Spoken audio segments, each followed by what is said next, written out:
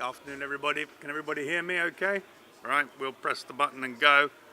So I wanted to share my thoughts with you on freight isn't digital, but its future is. And I have to tell you, I will tell you different things today than I would have told you yesterday, because I was at meetings in London yesterday and it opened my eyes to yet new things. So this is moving at an extraordinary rate. Let me just, Alan's done a great job of introductions. My prime pay and rations come from being chairman and founder of LCP Consulting. And I've been immensely fortunate over the years to work with a large number of companies. I'm also a visiting professor at Cranfield, and I've been associated and going there since '87. But key for this is I've got a long-standing research interest in logistics sustainability, and as Alan mentioned, was the lead author of CILT's Freight and Logistics Vision for 2035. And there it is, and if you haven't read it, you can download it. And it was done about 4 years ago now. And I'm going to talk for it, but then against it, because actually there are bits of it that are now out of date. And the world is moving so fast, it's really scary. And that report in turn came out of a research project that we did with Cranfield that looked at agent-based modeling, the use of intelligent agents to solve societal problems based on not just economic but behavioral routines. George is going to talk about that this afternoon, but I see that again as being part of the future. So it's a constant theme of work. It's lasted for about 7, 8, 10 years now, and so that's me. That's my background. That's what I'm interested in. What I wanted to talk to you, my agenda, if I can see it here, is firstly the digital revolution, just to reflect on what's going on there and its impact on freight and logistics, because the impact is extraordinary, and I can give you some numbers. Secondly, the observation that while consignments aren't digital, and the societal challenges for the changes that are being wrought by digital. Then to tie back to the Freight and Logistics Vision 2035 and some of the thoughts that did incorporate digital thinking, but then to say actually in 3 or 4 years, whatever it is, the world's moved on. There are some new scenarios there, and actually the speed of change is now even more breathtaking than we thought it was. Give you a personal view on some of the things that I think are going to happen, and then close by looking at the barriers to the application of digital thinking in the freight and logistics sector, both commercially but also from the point of view of government policy. And there's some really fundamental issues around government policy that follow on from it. How many people have heard of Moore's Law? Just a handful of you. Moore's Law basically says that every 2 years, the number of transistors that you can fit in a defined area doubles. And that has held over a prolonged period of time. And of course, what that means is that the intrinsic processing power of computer capacity and its cost have fallen at the same rate over that prolonged period. It's an extraordinary story, huge story. And of course, that's allowed this enormous splurge of data. It's built the growth of internet traffic. You can see the bottom right on the screen, the growth in internet traffic, and then the huge growth in mobile that's come from it. It's all driven by that technical power, the capacity to move, transmit data, and it's sort of encroaching everybody's lives, particularly with 4G now. You just don't think twice. You know, I was in London yesterday and I got my Uber taxi and I was looking at the traffic and all the rest of it. Changes the way you do things. But the essence of this is, because it is ubiquitous, it's put people in control. It's put people in charge. The consumer is in charge, but not just the consumer.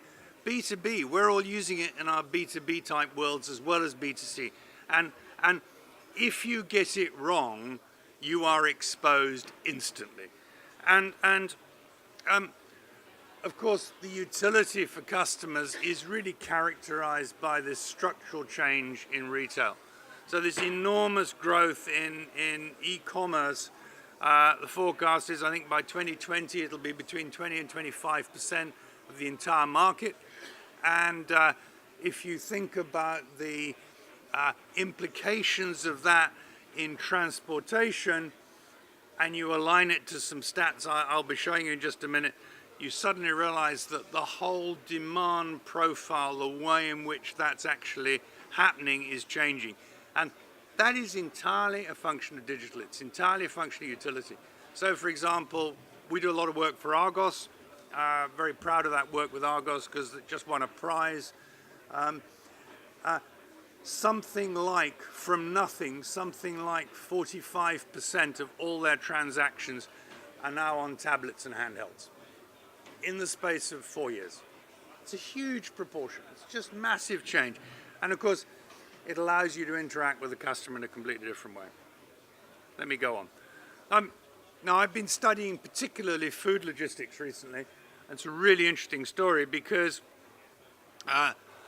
the biggest single growth area, forecast from 2014 to 2019 to double in size, going from 4.4% of the market to 8.8% of the market, is the online. But interestingly, if you look at the other segments, you suddenly realize that actually digital is influencing those. Why are the discounters attracting? Well, the prices are brilliant. How can people see what the prices are? They go online. Why is convenience making this enormous surge? It may plateau shortly, but it's making an enormous surge. It's because people have changed their lifestyles. They're living on the go. They're living on their tablets. They're really functioning in a different way. And food logistics has a huge challenge because if all of those food orders in 2019 were delivered, if they were all delivered, it would be 171 million home deliveries a year, with 172 million tons of carbon dioxide. It's huge. It's enormous. It's unbelievable. And of course, the local authorities, and I'm going to come to that in just a minute, are very concerned about it. Now, so while all this stuff is going on, the physical consignments aren't digital. It's very interesting. They're binary, but they're not digital. Do you get the point? It's either one or nothing of whatever it happens to be, whether it's a case or a pallet or a container or a roll cage or what it happens to be. Still needs to be physically executed. It still needs to be done. And as a result of these changes, the fleet mix is changing. So on the left, you can see the park, that's the vehicle population for heavy goods vehicles. And the only segment of heavy goods vehicles that's actually growing is the 44-ton segment. Everything else, the park is either stable or declining. And actually, interestingly, the small vehicles are declining. On the right-hand side, as you look at it, is the van population. And the population of 3.5-ton vans, that's the biggest ones before you get into any sort of regulation, is now about 1.1 million. It's actually the lowest growing segment, but it's still a very large segment of the van population. So we've got this realignment based on fragmentation of demand. And to be truthful, there's not enough research into how the dynamics of marketplaces are actually influencing that, because actually that food problem, which is perceived as being a big problem, would only in 2019 be 20,000 vans, which is quite a small part of the park still. The problem is they're on the roads when people see them. Do you follow? So the societal challenges, if you go and sit in the tables at the DFT, you talk to TfL, you talk to Transport for Greater Manchester, you're part, as I am, of the Transport for the North project as well. What are they concerned about? They're massively concerned about congestion. And the work that I've done suggests that the way in which congestion costs are estimated is seriously understated. So we did some work with Cranfield a couple of years ago, which showed that for deliveries in London for a particular operator, in comparison to normal road speeds, they needed twice as many vehicles to fulfill the distance, to fulfill the job. Twice as many vehicles with their drivers. Think of the cost of that. It's huge. Okay. Now, the consequence for operators is on the right-hand side, which is that costs are going up. Costs are rising for operators, and it's almost inexorable. And of course, every time a route becomes unviable because of the risks of it actually not being fulfilled, what do? You put on extra capacity, because what's more important? It's more important to serve the customer. And it doesn't really stop there, because not only have we got congestion, but we've also got now the demon of air quality. So air quality, the PM 2.5s, as they're cheerfully described, exist in black spots. I was talking to Barking and Dagenham the other day. The A13, absolute crisis point. It's physically unsafe to be there, yet thousands of cars a day go up and down it. And of course, we've had the Supreme Court judgment on air quality. I'm told that the new Mayor of London is trying to do a 100-day job on actually changing the regulations around diesel vehicles into the city. And we've got this backstop, assuming we vote Remain, that the EU policy is for zero emissions freight in cities by 2030. That's only 3 vehicle replacement cycles away. It's pretty close, okay? So we really have to fuss about this. Now, the CILT vision played to some of those issues, and it was published 3 or 4 years ago, and I just wanted to recap on that. The first recommendation that the CILT made was that vehicle excise duty for all freight vehicles, including vans, should be replaced with, and fuel tax, so they got the fuel tax back as well, should be replaced with all goods vehicles with a lorry user charging system. Now, that is only enabled by digital connectivity. It's only enabled by actually being able to see where things are on the road. But if you could do that, you could then conjure up the possibility of differential pricing in order to drive different behaviors, in order for operators to think about putting freight vehicles onto the roads at different times of day. Second big recommendation was that all goods vehicles should be have mandatory telematics, not just for the condition of the vehicle and the fuel and all the rest of it, but actually to describe where those vehicles are, to enable the driver to communicate with his base, but also it then becomes part of a wider network where you could think about wider collaborative solutions between those vehicles based on apps or whatever it happens to be. So we saw that quite clearly, and those integration opportunities coming from a mandatory interface, not necessarily a common technology, but a mandatory interface into the wider network. That is now possible. 3G, 4G make that possible. The third recommendation was that there should be structural planning for urban hubs.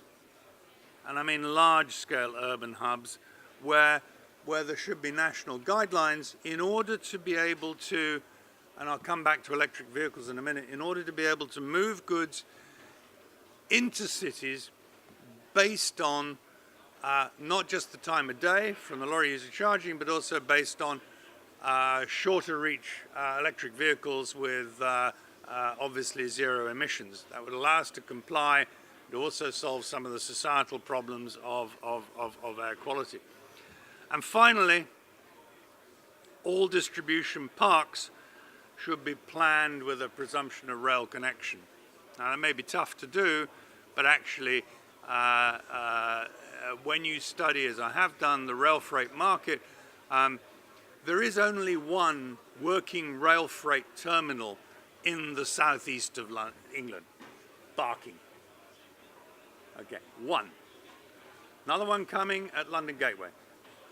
But the capacity that's needed in order to give you the mileages, in order to get rail freight economics viable, you need the longer distances. If you had rail freight terminals in London that could actually integrate into these urban hubs,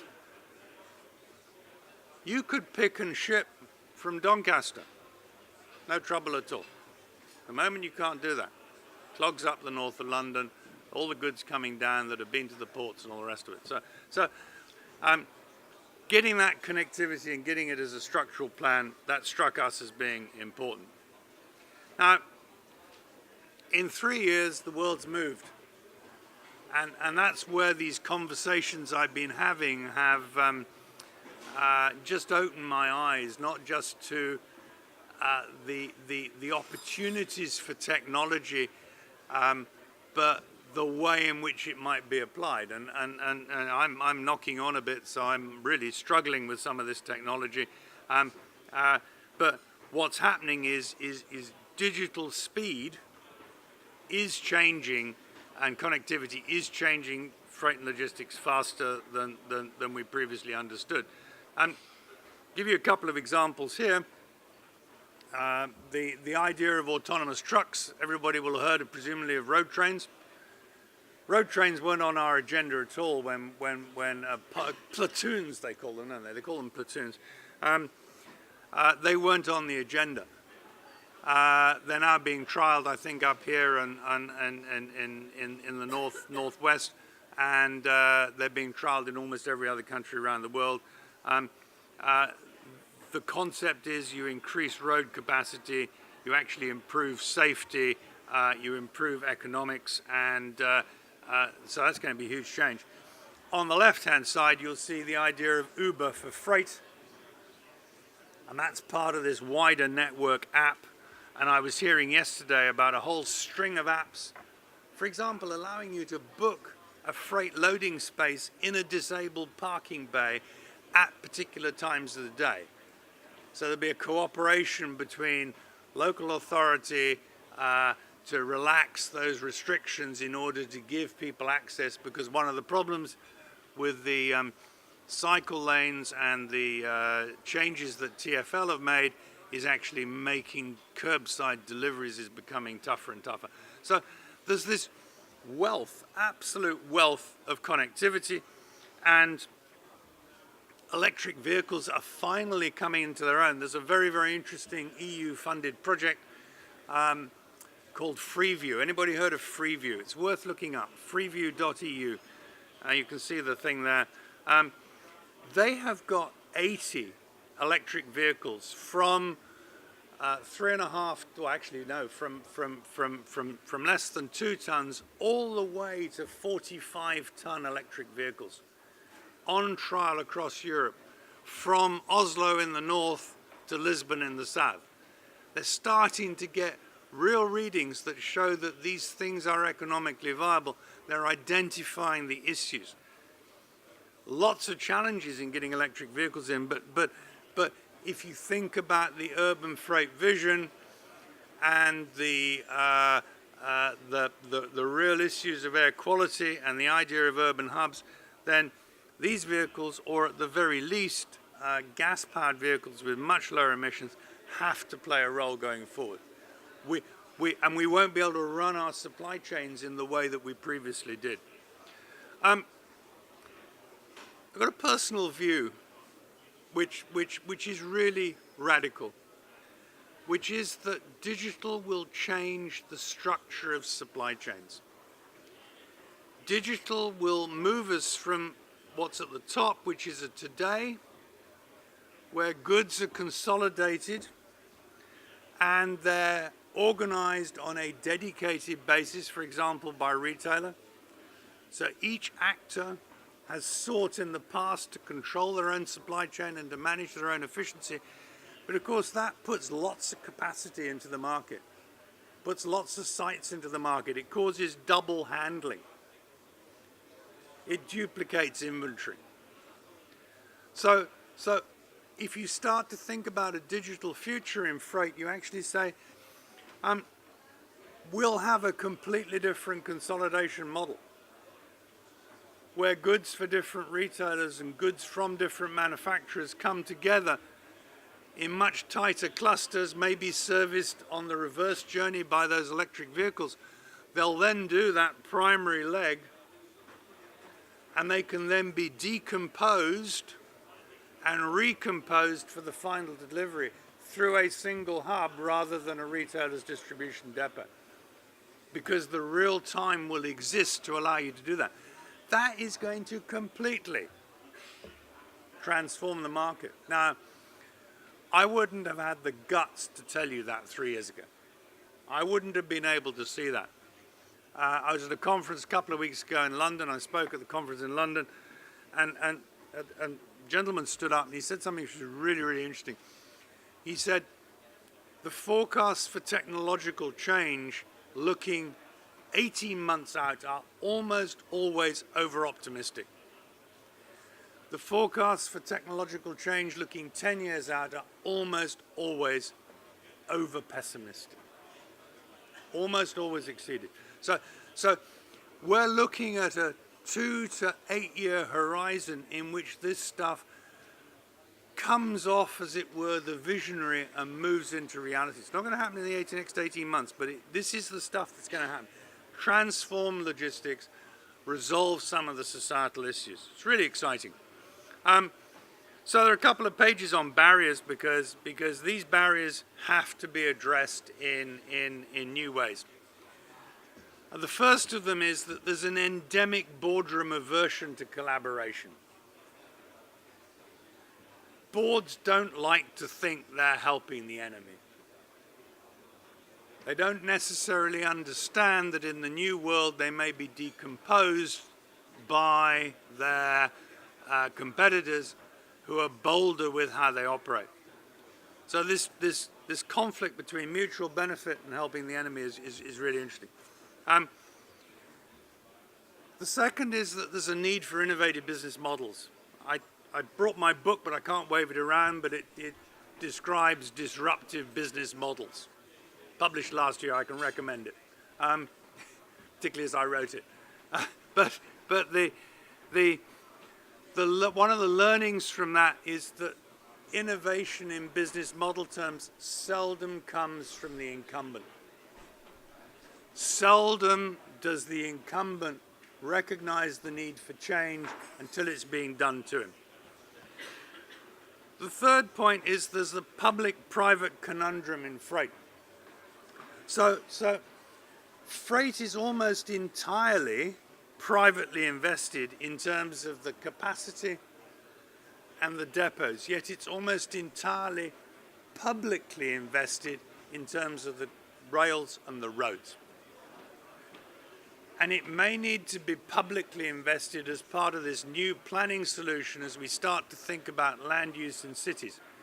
Greater Manchester up the road by 2050 will have to find space to accommodate another 750,000 people. 750,000 people living extra in Greater Manchester by 2050. You tell me where they're going to live. Yes? You tell me how they're going to be supplied. It may sound Soviet, but I think that needs some sort of a central planning problem, and it may need to ensure that we use our assets much more efficiently. George is agreeing with me. But that in turn leads to lots of policy issues. My last slide. It's almost inevitable we're going to have increased regulation of city logistics. Things like operating hours, vehicle access controls, mandated consolidation. And certainly that's starting to happen in London, and it's likely to happen in Manchester. Secondly, land use planning for logistics needs to be part of the planning infrastructure framework, and it cannot be done on a borough-by-borough basis, because boroughs have different roles in the environment. So the localism structures that have been put in place politically in the last 7 or 8 years actually have to be rethought in the context of the changes that are going to come through. Needs a more joined up view in a constrained world. Third is competition law may need to be changed in order to enable collaboration. We may have to recognize that there are some things on which transparency actually is a good thing. That's quite a challenging thought because we've spent a huge amount of time trying to prevent that from a competitive standpoint. And then technical detail, things like type approval for autonomous vehicles, messaging standards and protocols. As I think I said, I was in Greenwich yesterday doing a speech, and one of the things that I was looking at was this Starship, this ground drone. Has anybody seen the ground drone they got in Greenwich?